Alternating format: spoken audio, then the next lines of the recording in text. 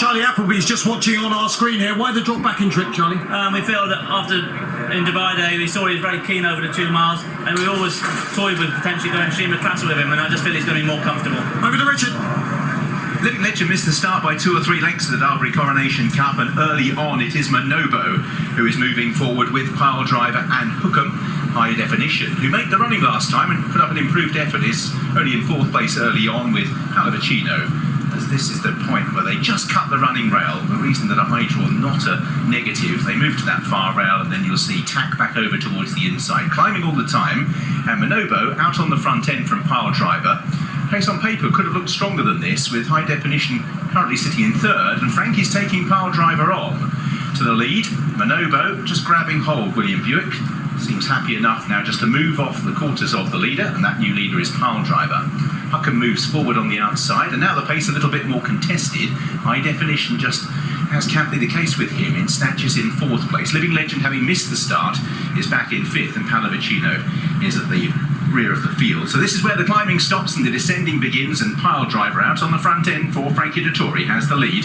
Hookham is now in 2nd place. Manobo, having jumped off in the lead, has drifted back to 4th, has been passed by High Definition as well as they make the descent. Palavicino on the inside of Living Legend as they continue their run downhill, and they're heading on down towards Tapman Corner.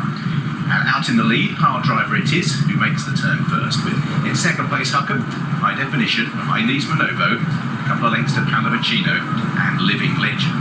So now the descent begins in earnest here. They're halfway down the hill, Tapman Corner in their sights, and Pile Driver has the lead for Frankie Dettori. Hookham in 2nd place, High Definition for Ryan Moore on the inside, and in 4th place Manobo for William Buick, just asked to try and pick up and go a little bit closer. And now Living Legend and certainly Palavicino just beginning to find this a little bit tougher as Pile Driver's taken on by Hookham. They've joined forces quite a long way out, and once again they're shunning the rail.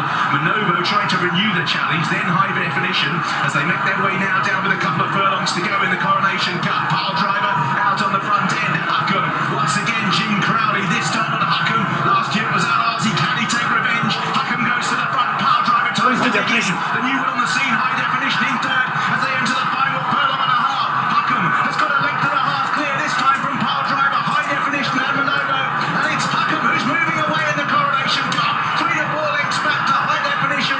Pile Driver, they're fighting out 2nd place, but this year revenge will be sweet for Jim Crowley, for Owen Burrows. Hookham in Isiwa. Hookham beat Pile Driver, High Definition. Manobo only in 4th, Palavicino in 5th, and Living Legend last of the 6. Well, that's 12 months ago. Jim Crowley sidled up on the outside of Pile Driver, and last he couldn't get by, but Hookham did, and did so swiftly, and has come away by about 4 lengths. Pile Driver, once again, he's stuck to the task.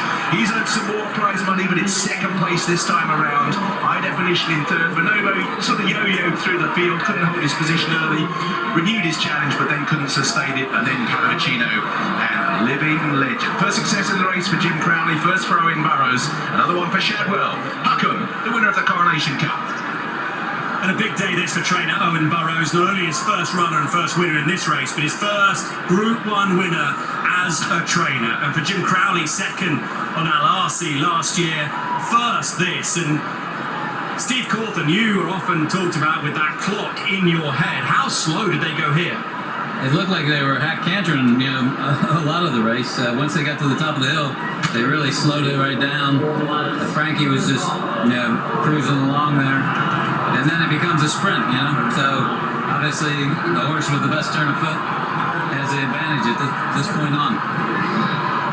Just momentarily, I thought High Definition was coming with that long, loping stride of his down towards the inside, but he can't match the quickening change of pace as far as Hookham is concerned. A couple of Group 2 victories on the board for Owen Burrows. He's got a much slimmed down stable now. Obviously, after the sad passing of Sheikh Hamdan last season, there was a big sort of slimming of the operation. But he is, at the moment, operating around about a 38-39% strike rate. With a small squad, that's impressive, and getting this lad up at the highest level too. And Steve, those famous blue and white colours, they slim down as well when you think back to the Nashwans and all the great horses. It really is. And let's hear from the latest winner in those colours with Ollie. Yeah, well, we can hear from Jim Crowley, who I'm sure will be incredibly satisfied to get that on the board, particularly given what happened 12 months ago in this race. How good was that from your lad? That's great. What a difference a year makes, you know. I love this horse. He's just so tough, so genuine. You know, he does what he says on the tin, turns up, and it's fantastic for Shaky Hissa, Owen's first Group 1 winner. Yeah. And there isn't a horse who deserves it more. What was last year on your mind when you eyeballed Pile Driver at all? I thought when I was getting put my tyre on this morning, I've not had much luck Oaks Day. So I was second in the Oaks, and so it's nice to go on better, yeah. Incredible result.